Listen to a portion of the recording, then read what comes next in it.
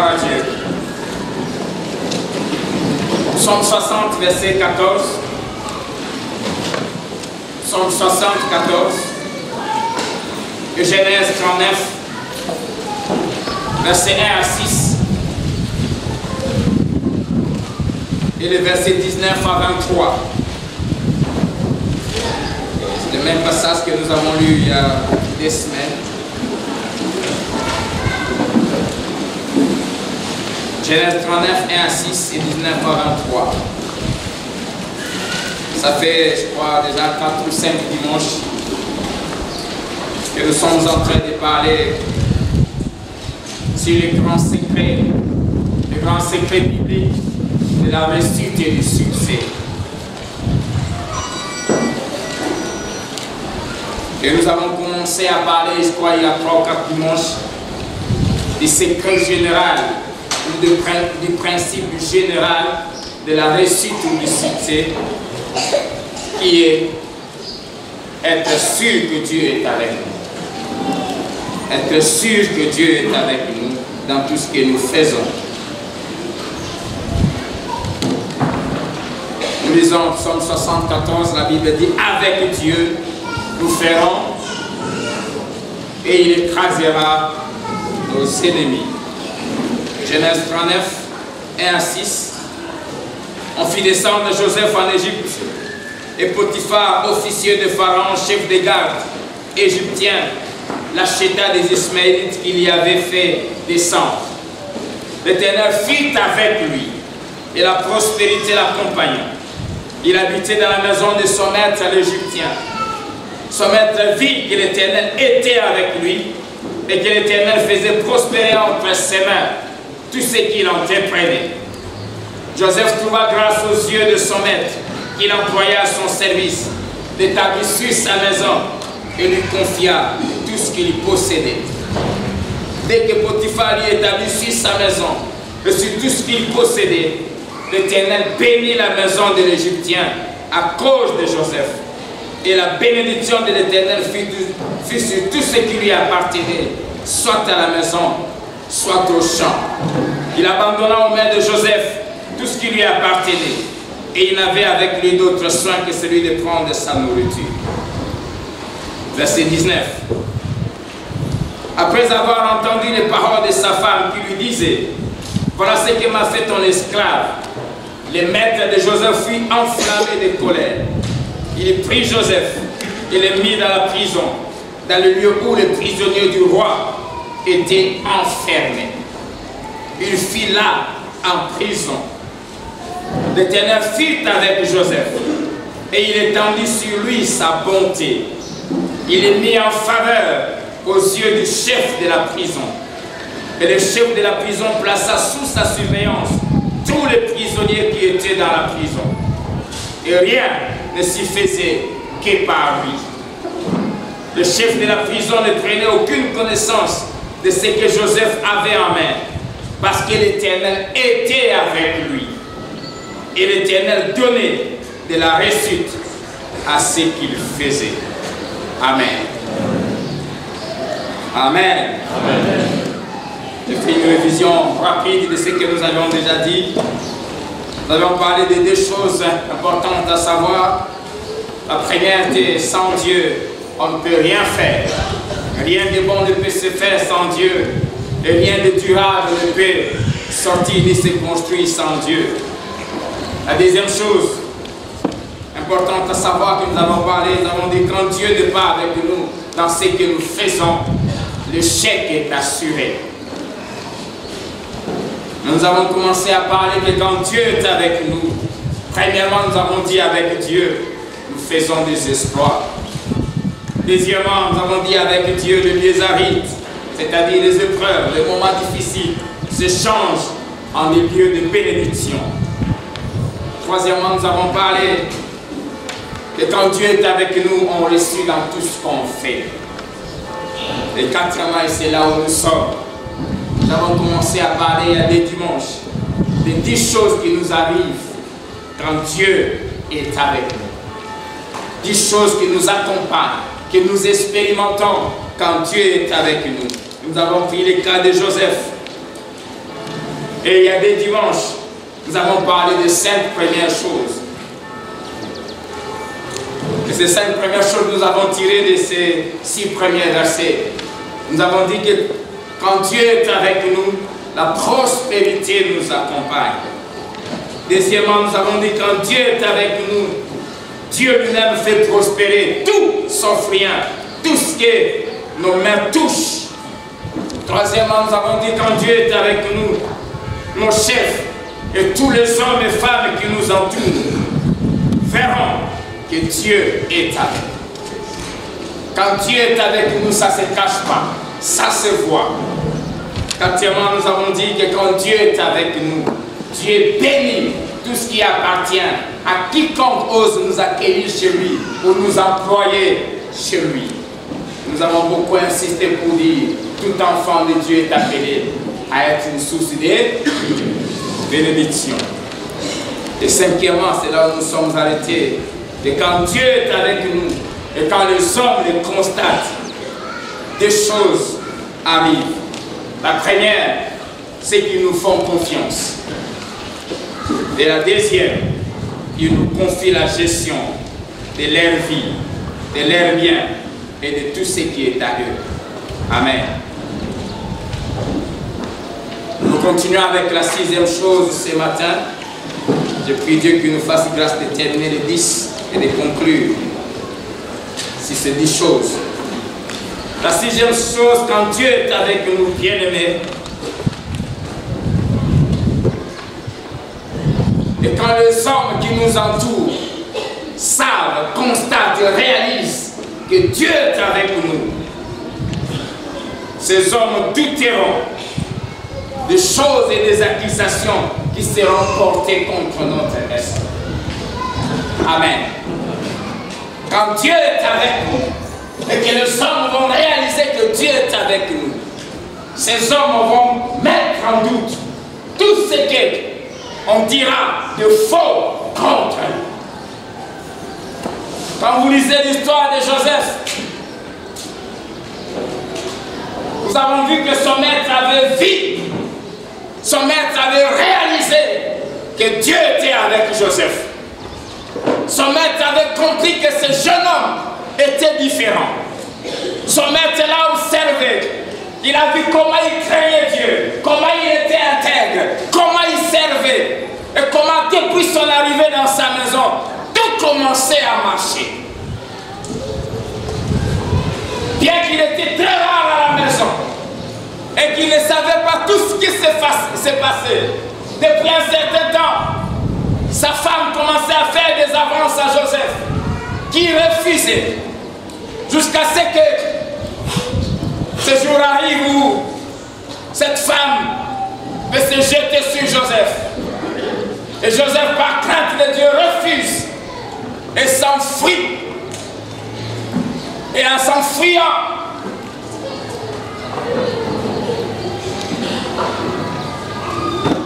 les pailles qu'il portait, parce qu'à l'époque, il mettait quelque chose comme sous forme de pagne tout autour des reins. La femme a saisi ses pailles qui est resté entre ses mains. Et Joseph est sorti presque nu. Et cette femme a gardé ces morceaux d'habits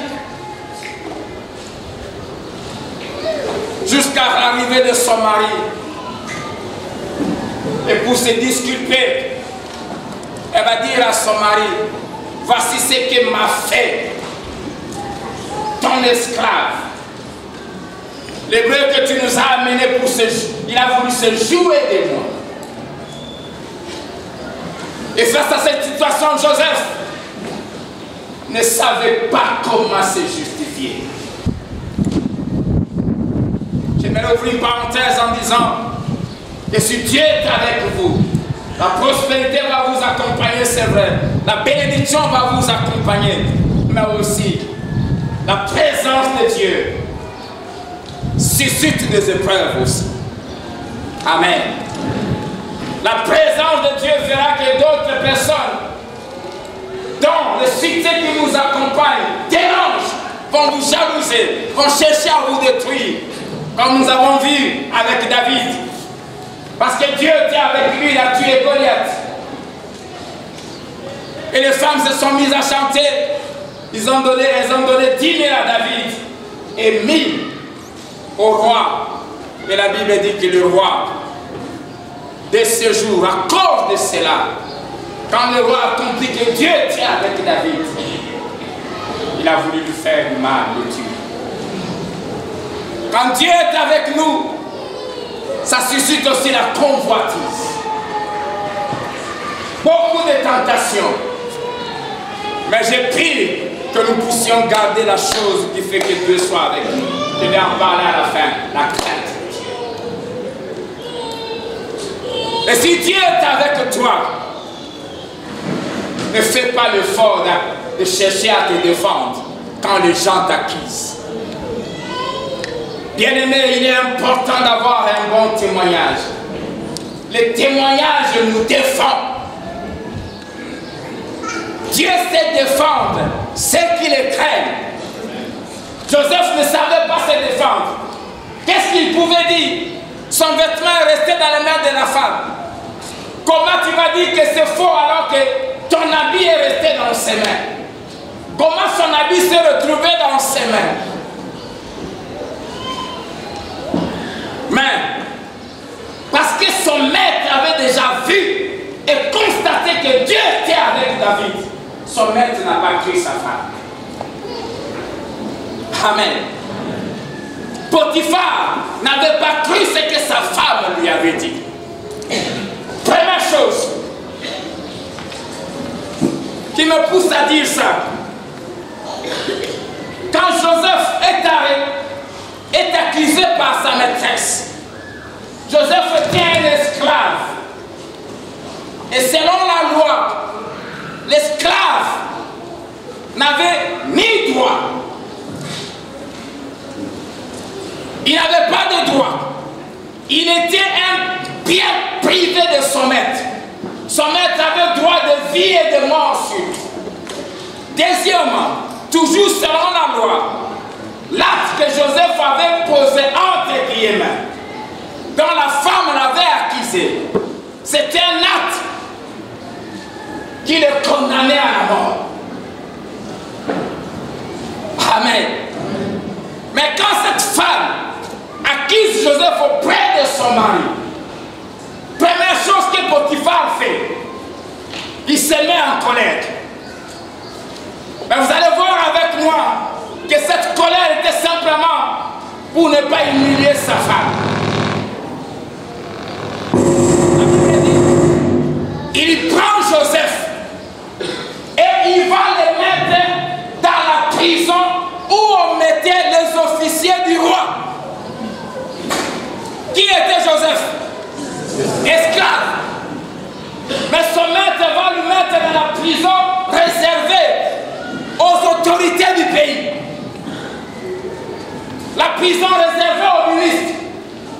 La prison réservée aux députés, aux hommes importants et qui offensaient seulement le roi. Est-ce que Joseph avait offensé le roi? Non.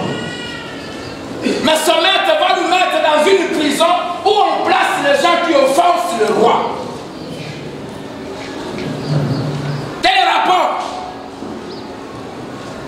Pourquoi? Parce qu'il savait que dans cette prison on met les autorités. Il y a un traitement spécial qui les réserve. La deuxième chose, Genèse 39, verset 1. La Bible dit, on fit descendre Joseph en Égypte et Potiphar, officier de Pharaon, chef des gardes. Potiphar était le chef des gardes. Chapitre 40, verset 3 à 4. Quand le collaborateur proche de Pharaon, celui qui lui servait les pains qu'il mangeait, et celui qui lui servait le vin qu'il buvait, ont fauté contre leur maître. Verset 3, la Bible dit, il les fit mettre, c'est-à-dire Pharaon les a fait mettre dans la maison du chef des gardes, dans la prison, dans le lieu où Joseph était enfermé. Cette prison était pour les autorités et qui offensait le roi. Et quand ces gens sont placés, sont envoyés en prison, dans la prison qui leur était réservée, et dont Potiphar était le chef, quand ils arrivent, chose bizarre, verset 4, les chefs des gardes, c'est-à-dire Potiphar, les plaça sous la surveillance de Joseph. Quelqu'un qui a voulu violer ta femme, un esclave, un étranger, qui premièrement tu mets dans une prison qui ne mérite pas, et deux, les hautes personnalités du pays, quand on les envoie en prison, c'est lui qui l'avait mis en prison place les autorités sous l'autorité de Joseph. Vous pouvez comprendre ça? C'est parce que Potiphar ne croyait pas à ce que sa femme lui avait dit. Et pour préserver Joseph de la mort qu'il méritait selon les accusations de son épouse, il va lui mettre un endroit de sécurité. Bien-aimé, si Dieu est avec toi, et si les gens le constatent, ils ne croiront jamais aux choses qu'on va t'éviter contre toi.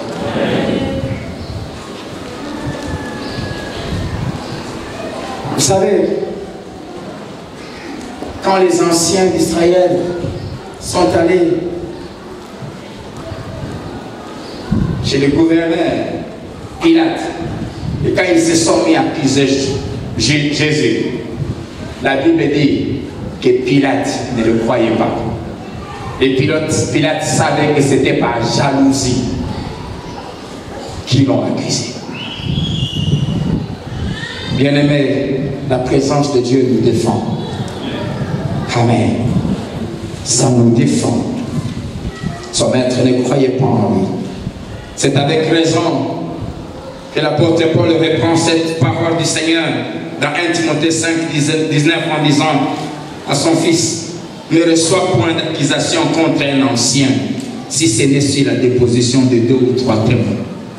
Ne reçois pas des accusations contre un ancien. Un ancien, c'est qui? Un ancien, c'est quelqu'un qui a un certain vécu dans l'église. C'est quelqu'un qui est sérieux, quelqu'un dont sa consécration, sa crainte de Dieu, quelqu'un qui remplit les critères, il est irréprochable, mari d'une seule femme, un homme intègre, un homme qui n'est pas adonné au vin, qui n'est pas colérique, patient, qui a de la maîtrise, quelqu'un qu'on a éprouvé son caractère. Et tout le monde sait que cet homme est sérieux et on fait de lui un ancien. Et un homme pareil, parce que tout le monde reconnaît son sérieux. L'apôtre dit à son fils qui venait d'établir pasteur, dit: quand quelqu'un vient l'accuser, ne crois pas ça. À condition qu'il y ait au moins 2 ou 3 témoins, c'est-à-dire il faut prouver ça. Et si j'aimerais nous donner un conseil,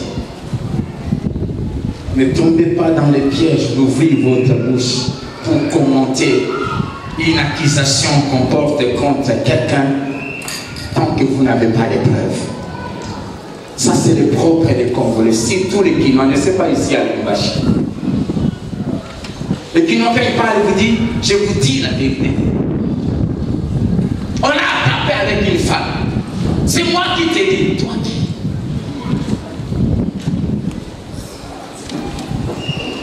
J'ai entendu les gens dire, j'étais en train de passer avec toi et quelqu'un qui disait: hier, on allait dans le conseil.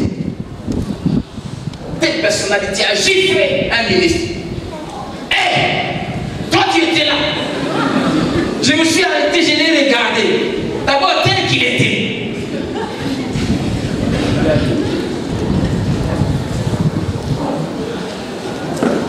Bien aimé, il est écrit: je maudirai celui qui te maudira. Quand tu parles du mal de quelqu'un qui a Dieu, tu te maudis toi-même. J'ai appris à fermer ma bouche, à ne pas commenter des choses dont je n'ai pas de preuves. Amen. Quand Dieu est avec nous, il nous défend. C'est pour cela À un certain moment de ma vie, j'aimais tellement Dieu depuis le début de ma conversion que je travaillais beaucoup pour protéger ma réputation jusqu'à ce que Dieu m'a appris que ce n'est pas à moi de veiller sur ma réputation. C'est lui qui veille sur ma réputation. Ma responsabilité, c'est d'entretenir ma relation avec lui. Septième chose qui nous arrive quand Dieu marche avec nous, c'est que Dieu va étendre sa bonté sur nos vies. Verset 21, la Bible dit, l'Éternel fit avec Joseph et il étendit sur lui sa bonté. Amen. Sa bonté. Dieu va étendre sa bonté. Bien-aimé, il y a une bonté, il y a un niveau de grâce et de faveur très élevé que Dieu garde, réserve uniquement à ceux qui sont proches de lui. Dieu est bon pour tous les hommes. Il fait prévoir sur les bons et sur les mauvais à cause de sa bonté. Il y a aussi une bonté qui est réservée uniquement aux enfants de Dieu. Et parmi les enfants de Dieu, il y a une bonté assez spéciale que Dieu réserve seulement à ceux qui sont intimes de lui et qui les craignent. Psaume 31, verset 20 à 22, David dit, « Oh, combien est grande est ta bonté, que tu tiens en réserve pour ceux qui te craignent, que tu témoignes à ceux qui cherchent en toi leur refuge. » Et il ajoute, à la vue des fils de l'homme, il dit, pas caché. Il y a une bonté qui est très grande, que Dieu tient en réserve pour ceux qui les craignent, ceux qui dépendent de lui. Et il a manifesté cette bonté en biblique. Comment il le fait, verset 21? Tu les protèges sous l'habit de ta face contre ceux qui les persécutent. Tu les protèges dans ta tente contre les langues qui les attaquent. Alléluia. Cette bonté, cette grâce, cette faveur est la source de notre force et de notre cité. Psaume 89, verset 18, David dit, c'est ta faveur qui relève notre force. Alléluia. Quand Dieu est avec nous, sa bonté nous accompagne. Amen. Huitièmement, quand Dieu est avec nous, il nous met en faveur aux yeux des grands de ce monde. Non seulement que sa bonté nous accompagne, il étend sur nous sa bonté, mais aussi il nous met en faveur aux yeux des grands, aux yeux de ceux qui sont au-dessus de nous.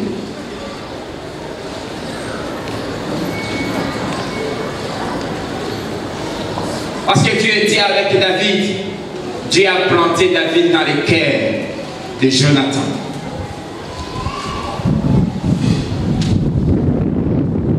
Bien-aimé, je ne le dirai jamais assez. Ce n'est pas à nous de chercher des relations avec des hommes importants de ce monde. Nous n'avons pas à les flatter. Et si nous sommes serviteurs de Dieu, encore moins de compromettre notre message pour gagner leur confiance. C'est Dieu qui nous met en faveur. La Bible dit, l'Éternel est mis en faveur aux yeux du chef de la prison. C'est Dieu qui nous met en faveur. Il dit, il nous fait trouver grâce. Autre expression, c'est de faire trouver grâce. Il fait que les gens nous aiment.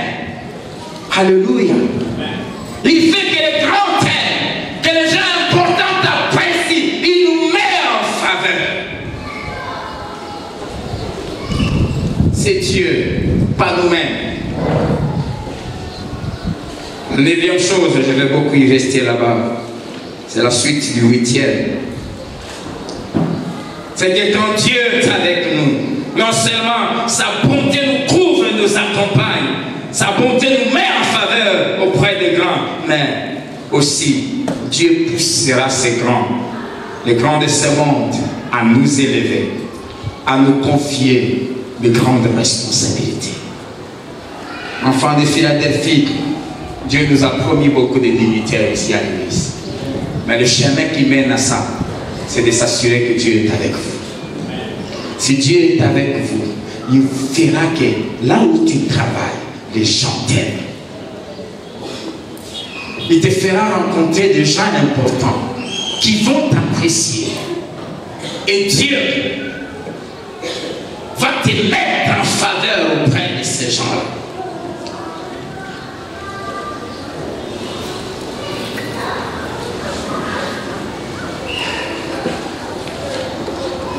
Dieu le poussera, sachant que c'est Dieu qui élève, ce n'est pas les hommes. Psaume 75, versets 7 à 8, l'élévation ne vient ni de l'Orient, ni de l'Occident, ni de l'Orient, ni du Midi, mais elle vient de l'Éternel. Ne cherche pas à coucher avec ton chef, avec ton directeur pour avoir une promotion, ma soeur. Ne cherche pas, ne t'aime pas, ne deviens pas un mouchard là où tu travailles en accusant faussement les autres pour gagner la confiance d'un chef. Cherche la présence de Dieu. Amen. Cherche la présence de Dieu. Ne fabrique pas, ne force pas les relations avec les gens importants de ce monde. Reste dans ton coin. Cherche Dieu, crains Dieu. Même en prison, Dieu te mettra en faveur. Bien-aimé, Dieu a le cœur des hommes entre ses mains. Et Proverbe 21, verset 1, la Bible dit, les cœurs de rois, les cœurs de dirigeants, les cœurs de grands sont entre les mains de l'Éternel. Et il les dirige là où il les incline, là où il veut. C'est lui qui manipule toutes les décisions. Et quand il dit le cœur de roi, qu'il soit chrétien ou païen, qu'ils aiment Dieu ou qu'ils soient des satanistes, ils sont entre les mains de Dieu. Et Dieu les incline là où il veut. Alléluia. Dieu les amène là où il veut. L'élévation vient de Dieu. Daniel 2, verset 37 à 38. Daniel dit au roi, ô roi, le Dieu des cieux, t'a donné l'empire, la puissance, la force et la gloire. C'est Dieu qui avait donné ça à Nebuchadnezzar. Il a dit Dieu, il a remis entre tes mains, en quelques lieux qu'ils habitent, les enfants des hommes, les bêtes des champs et les oiseaux du ciel. Il a dit Dieu, il t'a fait dominer sur eux tous. C'est Dieu qui établit les hommes. C'est Dieu. En Daniel 4, verset 17 et 32, Daniel dit au roi, 700 ans, c'est un décret de ceux qui veillent. Cette résolution est un ordre des saints, afin que les vivants sachent. Y a-t-il un vivant ici? Sache que les Très-Hauts dominent sur les règnes des hommes, qu'il les donne à qui lui plaît, et qu'il y élève les plus vils des hommes. Alléluia. C'est Dieu qui influence les cœurs des hommes selon sa volonté. Oh, j'aime la parole de Dieu. Le psaume 105, verset 16 à 17. La Bible dit, il a dit Dieu, il appela sur le pays la famine. Celui qui appelle famine, richesse, il coupa tout moyen de subsistance. Verset 17, la Bible dit, il envoya devant eux Joseph. Dieu est le maître des temps et des circonstances. Les événements, c'est lui. C'est Dieu qui avait envoyé Joseph en Égypte. Comment? Enchaîné comme esclave. Ben, c'est Dieu qui l'avait envoyé là-bas. Et quand Joseph arrive, Dieu l'amène jusque chez Pharaon, Dieu l'élève, sa famille vient, il soit établi dans la contrée la plus prospère, la plus fertile. Joseph était aimé de Pharaon et de tout son peuple. Pharaon envoyait tout le monde de ce Joseph, il régnait sur tout le monde. Mais le même Dieu qui l'avait fait trouver grâce pour accomplir ses desseins, il change aussi le cœur.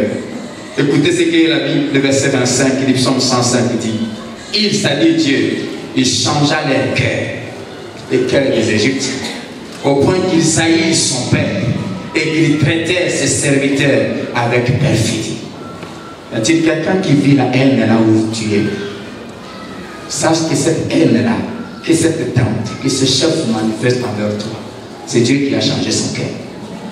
Pourquoi? Pour ton bien. C'est pour cela il ne faut jamais en vouloir aux hommes.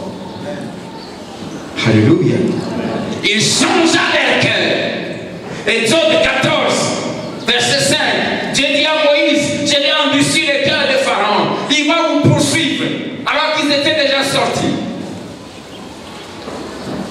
Et Pharaon va servir à faire éclater ma gloire. Au verset 5, la Bible dit, alors le cœur de Pharaon et celui de ses serviteurs furent changés à l'égard du peuple. Lui qui avait chassé les enfants d'Israël, mais après Dieu change son cœur, il regrette sa décision et il décide de le suivre. Mais en le suivant, c'était pour qu'il disparaisse pour toujours. Alléluia. Dieu change les cœurs des hommes. Dieu a les cœurs des hommes entre ses mains. Psaume 106, verset 44 à 46. Le psalmiste raconte ce qui s'est passé quand les enfants d'Israël étaient partis en Babylonie comme esclaves, en déportation. La Bible dit, il, c'est-à-dire Dieu, il vit leur détresse lorsqu'il entendit leurs supplications. Il se souvint en leur faveur de son alliance.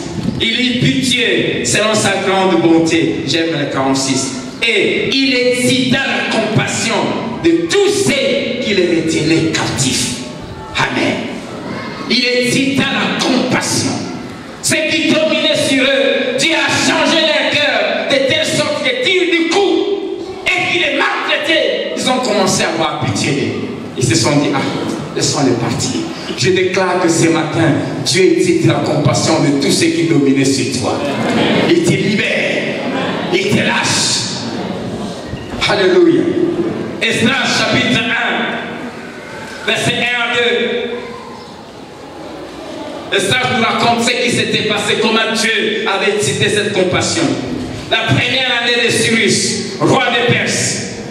Je déclare que ce chef mauvais, Dieu le fait partir. Dieu le fait remplacer par un autre. Que Dieu va toucher le cœur. Afin que s'accomplisse la parole de l'Éternel prononcée par la bouche de Jérémie. L'Éternel réveilla l'esprit de Cyrus, roi de Perse, qui fit faire de vives voix et par écrit cette publication dans tout son royaume. Ainsi parle Cyrus, roi de Perse. L'Éternel, le Dieu des cieux, m'a donné tout le royaume de la terre. Et il m'a commandé. Dis à ton voisin, il m'a commandé. Il m'a commandé de lui bâtir une maison à Jérusalem, en Juda. Bien-aimé, Dieu change les cœurs des tyrans, même s'ils sont occultistes. Alléluia. Cyrus était un roi païen, occulte. Mais la Bible dit, l'Éternel réveilla son esprit. J'aime la version parole de Dieu qui dit, Dieu donna à Cyrus l'idée de faire publier un décret. Dieu lui déposa l'idée de publier un décret en faveur d'Israël. Cyrus dit, il m'a commandé. J'aimerais te dire que Dieu commande même aux satanistes. Dieu commande même aux sorciers de te faire du bien. Il m'a commandé de lui bâtir un temple. Enfant de Dieu, il faut grandir. Même les sorciers peuvent bâtir le temple de Dieu. Il dit, il m'a commandé de lui bâtir un temple.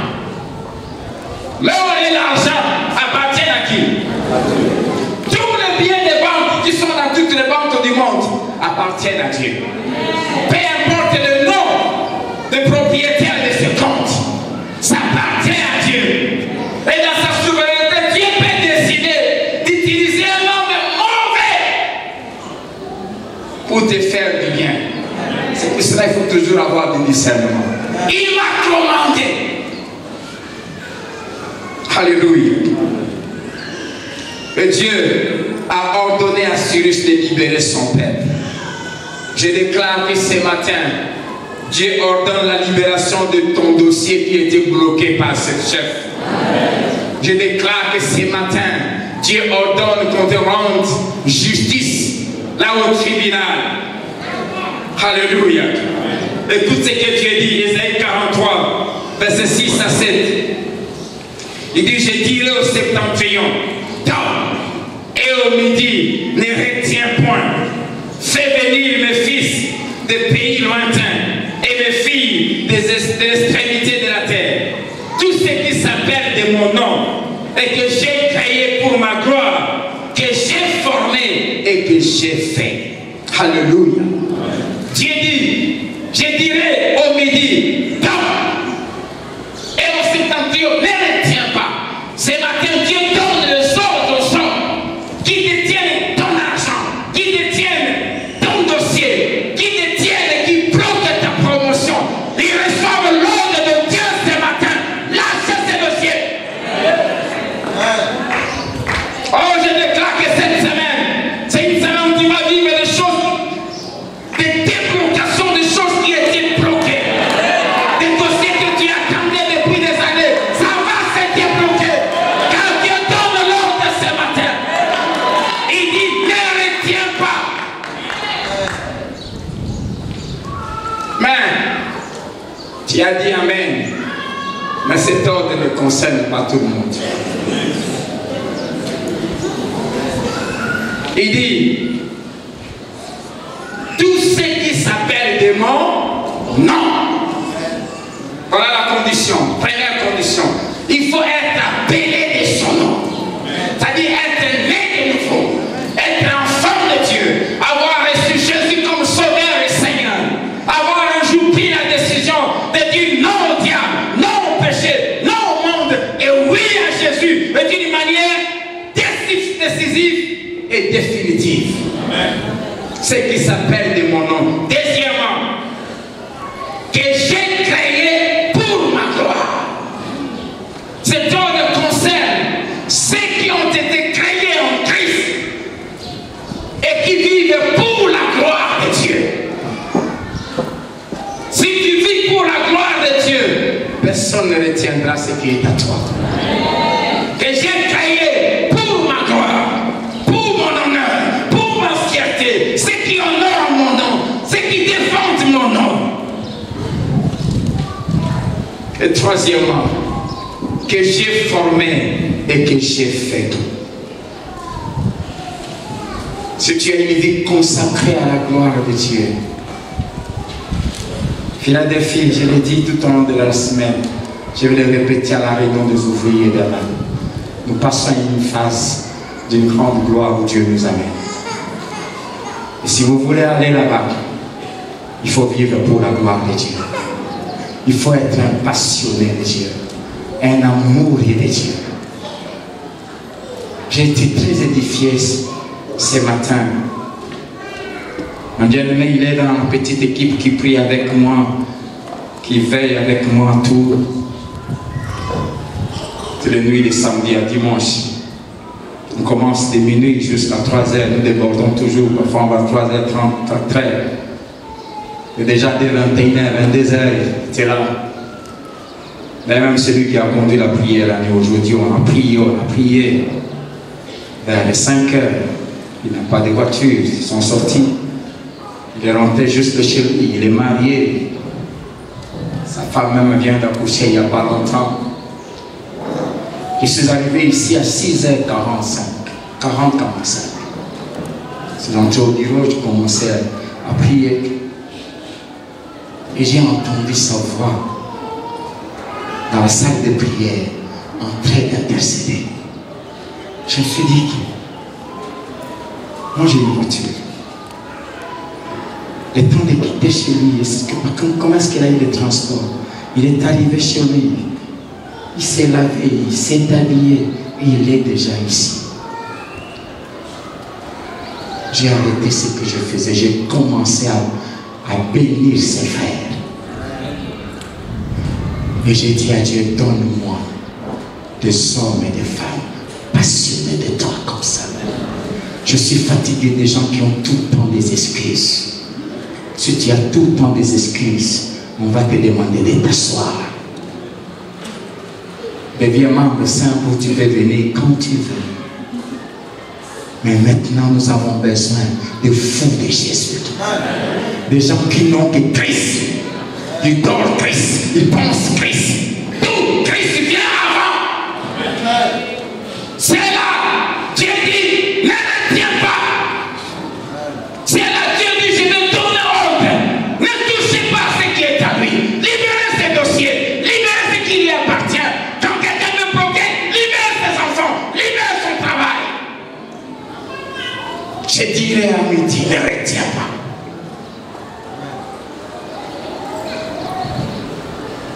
Mais si tu es là, toi qui es secondaire, peut-être Dieu passe toujours avant. Ces ordres-là ne seront jamais donnés pour toi. Tes dossiers à toi, tu te battras toi-même. Et ces genres de personnes, ce sont elles qui sont là en train de manipuler les gens, qui sont là en train de flatter les gens. Ce sont elles qui courent toujours derrière, dès que, même à l'église, dès qu'il voit quelqu'un qui a une certaine position, qui vient avec une bonne voiture, qui cherche les amitiés des gens. Cherche Dieu!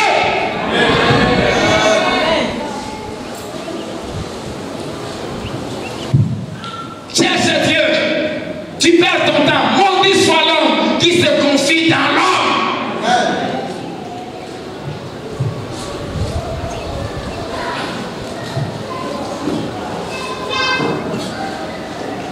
Et la dernière chose, quand Dieu est avec nous, verset 23, le chef de la prison ne prenait aucune connaissance de ce que Joseph avait en main, parce que l'Éternel était avec lui. Parce que l'Éternel était avec lui. Quand Dieu est avec toi, non seulement que les hommes, les grands, vont chercher, ce sont eux qui vont te chercher, mais ils vont te faire confiance. Amen. On va te croire. Quand tu dis, quand tu donnes un conseil, on va prendre ça au sérieux. Pourquoi? Parce qu'ils voient que Dieu est avec toi. Parce qu'on sait que tu n'es pas quelqu'un qui frappe. Parce qu'on sait que tu n'es pas quelqu'un qui cherche le malheur des autres. Parce qu'on sait que Dieu est avec toi. J'aime la dernière phrase. Et l'Éternel donnait de la réussite à ce qu'il faisait. Alléluia. L'Éternel donnera de la réussite à tout ce que tu feras. Le succès ne vient pas de nos efforts. C'est Dieu qui nous donne le succès. C'est Dieu qui nous donne la réussite. Je vais vers la fin en parlant de 5 choses qui font que Dieu soit avec nous. 5 choses qui font que Dieu soit avec nous. Dieu nous accompagne. Dieu approuve ce que nous faisons. La première chose, il faut naître de nouveau. Il faut ouvrir son cœur à Jésus et le reconnaître comme sauveur et Seigneur. Apocalypse 3:20, Jésus dit, je me tiens à la porte, à dire le cœur, je frappe. Si quelqu'un entend ma voix et m'ouvre la porte, je dis, j'entrerai chez lui. Je vivrai avec lui, je mangerai avec lui, je dormirai avec lui. Tu auras cette présence de Dieu, elle viendra habiter chez toi, elle sera permanente, elle t'accompagnera. La deuxième chose qui fait que Dieu soit toujours avec nous, c'est quand nous l'aimons de tout notre cœur. Et l'amour envers Dieu se manifeste par l'obéissance à sa parole et à sa voix. Jean 14, verset 23. Jésus a dit, si quelqu'un m'aime, il gardera ma parole, il obéira à ma parole. Et mon Père l'aimera. Nous viendrons à lui et nous ferons notre demeure chez lui. Moi et mon Père, par le Saint-Esprit, nous viendrons habiter chez lui, mais à condition qu'il m'aime. Et il me prouve qu'il m'aime s'il garde ma parole.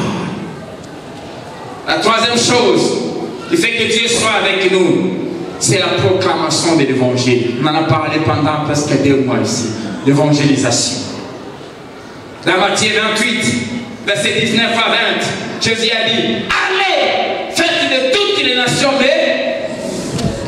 les baptisants au nom du Père, du Fils et du Saint-Esprit. Enseignez-les à observer tout ce que je vous ai prescrit. Et voici, je suis avec vous. Oh, pour expérimenter la présence de Dieu, il faut aller annoncer l'évangile. Quand tu pars annoncer l'évangile, quand ce que tu fais contribue à la proclamation de l'évangile, tu peux être sûr que Dieu est avec toi. Tu peux être sûr que Dieu veille sur toi. Tu peux être sûr que tu vas réussir dans tout ce que tu vas faire.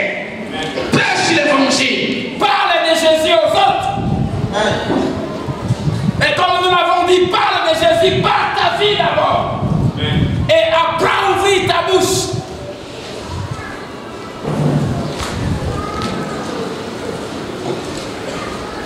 Dans Marc chapitre 16.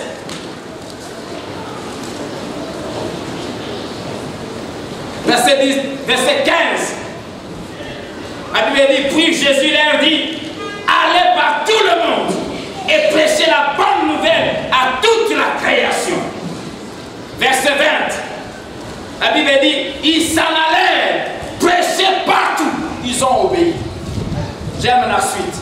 Le Seigneur travaillait avec eux et confirmait la parole par les miracles qui l'accompagnaient. Le Seigneur travaillait avec eux. Oh, si tu veux avoir Dieu comme allié, comme associé dans tes entreprises, va prêcher l'évangile. Que ton entreprise soit le lieu où les âmes se convertissent.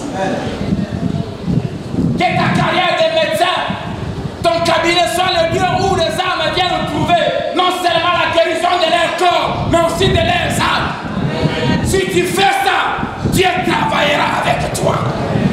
Et Dieu confirmera. Dieu donnera de la réussite et du succès à ce que tu feras. Fais de ton atelier de menuiserie les lieux où les hommes se convertissent. Ne fais pas de ton bureau de directeur un hôtel. Fais de ton bureau le lieu où tous tes collaborateurs entendent l'évangile. Et Dieu travaillera avec toi. Tu auras Dieu comme allié. Tu auras Dieu comme associé. Et Dieu confirmera sa présence par des miracles. Quelqu'un veut des miracles? Dieu confirme par sa présence qu'il est quelque part par les miracles. Les miracles, c'est quoi? C'est ce que l'homme n'est pas capable de faire. Là où tu attends les résultats de 50%, tu auras de 150%. Et toi, et tes collaborateurs ne sauront pas expliquer cela. Pourquoi Dieu va le faire? Parce qu'il veut confirmer qu'il est avec toi et qu'il travaille avec toi. Fais de ta vie d'étudiant, le temps que tu passes à l'université, le temps où tu gagnes les autres au Seigneur. Et Dieu sera avec toi dans tes études. Et Dieu te distinguera. Il confirmera qu'il est avec toi. Alléluia. Amen. Et la cinquième chose, puis de la quatrième, c'est avoir une vie consacrée totalement à faire ce qui est agréable à Dieu. Avoir une vie consacrée totalement à faire ce qui est agréable à Dieu. Jean 8, verset 29. Celui qui m'a envoyé est avec moi. Il ne m'a pas laissé seul, parce que je fais toujours ce qui lui est agréable. Si ta vie est consacrée à ne faire que les choses que Dieu aime, il sera toujours avec toi. Amen. Mais cinquièmement, on va s'arrêter là, c'est faire de Dieu et de Dieu seul, et non des choses que Dieu donne, faire de lui le but de ta vie. Faire de Dieu le but de ta vie. Ne fais pas des choses que Dieu donne, les buts de ta vie. Beaucoup viennent à l'église pour trouver un mari, pour trouver une femme. Oh, j'ai appris que le directeur de tel endroit prie à Philadelphie. Je vais aller là-bas me faire frère. Demander dans quel département, dans ce département, pour finalement lui glisser mon dossier. Tu n'auras jamais ce travail-là. Je m'oppose à ça.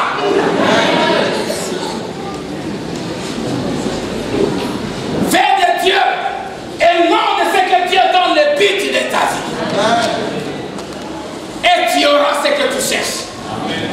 J'aime Esther. Alors qu'on donnait à toutes les filles, toutes elles remplissaient les mêmes critères. Et chacune devait passer une nuit avec le roi. Et si le roi trouve que la fille lui plaît, le roi va l'appeler par son nom. Et on leur avait donné 12 mois pour se faire belle. Chacune avait la liberté de prendre tout ce qu'elle veut. De faire les manicures, les pédicures, les vinicures, les chevêcures, tout.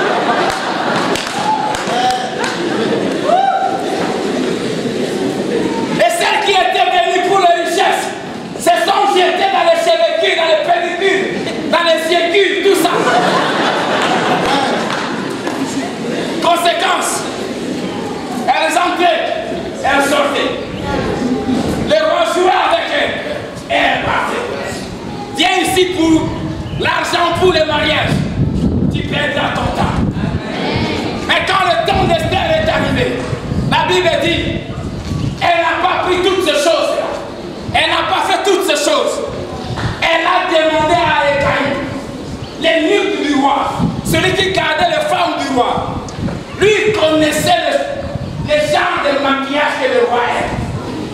Lui connaissait les genres de choses qu'on doit mettre que le roi aime. Il connaissait les genres de choses que le roi aime chez une femme. Et Esther pose la question à Égaï. Qu'est-ce que je dois mettre? Égaï lui a dit, prends seulement ça. Ça. Bien aimé. Écoute-moi, ma fille. Pour se faire aimer, tu n'as pas besoin de toutes ces choses-là. Tu n'as pas besoin d'extravagance. Tu n'as pas besoin de monter les symboles qu'on t'aime. Tu n'as pas besoin de rester devant votre portail chaque après-midi pour saluer Jean, Pierre, Jacques qui passe. Tu connais tous les garçons de l'avenir, pire encore, toi-même de tous les quartiers. Tu resteras là. Je vous ai dit un dimanche ici. La chicane qu'on expose comme un champion. Quel est son rôle? Attirer les regards. La personne approche, réaliser que la chicane est propre. Mais quand il faut acheter, on prend celle qui est derrière.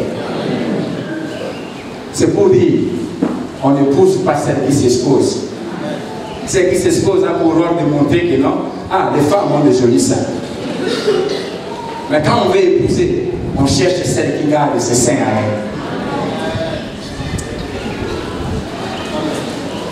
elle. Et Esther a pris ça, et quand elle est entrée, la Bible dit, dès qu'elle entre, elle trouva grâce. Le cœur du roi s'est imprimé. C'est Dieu qui a le cœur des hommes. Je termine par cette histoire. 3 jeunes filles passaient devant une bijouterie où on vendait des bijoux en diamants, toutes sortes de pierres précieuses. Elles se sont mises à regarder, elles admiraient. Et celui qui était à l'intérieur qui vendait les fait entrer toutes les trois. Et il dit à chacune, choisissez la pièce qui vous plaît. Faites seulement les choix. La première, ça c'est joli. Elle prend, elle essaie. Elle se regarde. Et puis, non, ça c'est plus. Elle prend. L'autre même a mis 4. Elle va devant le miroir. En train de choisir. Elle prend 30 minutes. L'autre fait pareil. J'aime la troisième. La troisième, pendant que toutes les deux s'agitaient à prendre. La troisième ne choisissait rien. Ce monsieur vient vers elle, mais pourquoi toi tu ne choisis pas? Elle pose la question, c'est toi le propriétaire? Elle dit non. Elle dit, moi je ne veux pas les bijoux, je veux le propriétaire.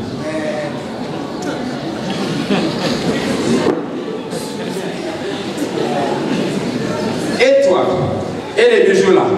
Non, c'est pas vrai. Amen, moi je suis le propriétaire. Elle pose la question, pourquoi? Parce que si j'ai le propriétaire, tous ces bijoux vont m'appartenir.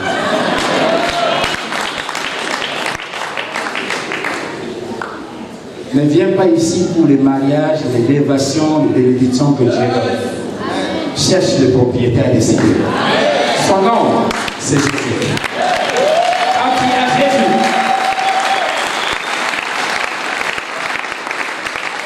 si tu as Jésus, tu as le monde entre tes mains. Si tu as Jésus, tu as le roi entre tes mains.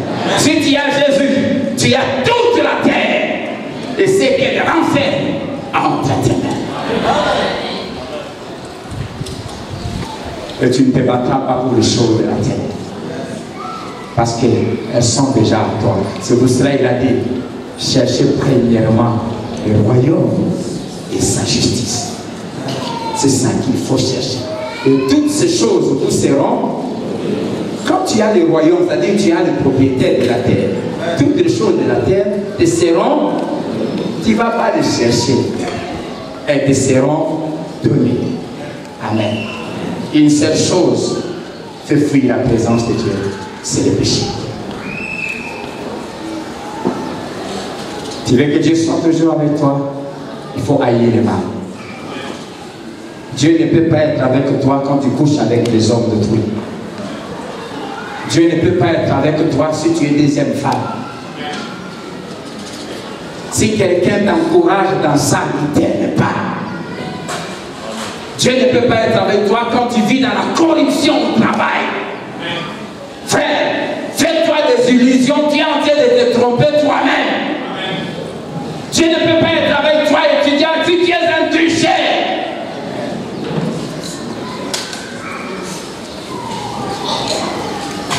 Dieu ne peut pas être avec toi si tu vis dans les mensonges. Si tu es dans la sorcellerie, Dieu ne peut pas être avec toi. Que Dieu vous bénisse.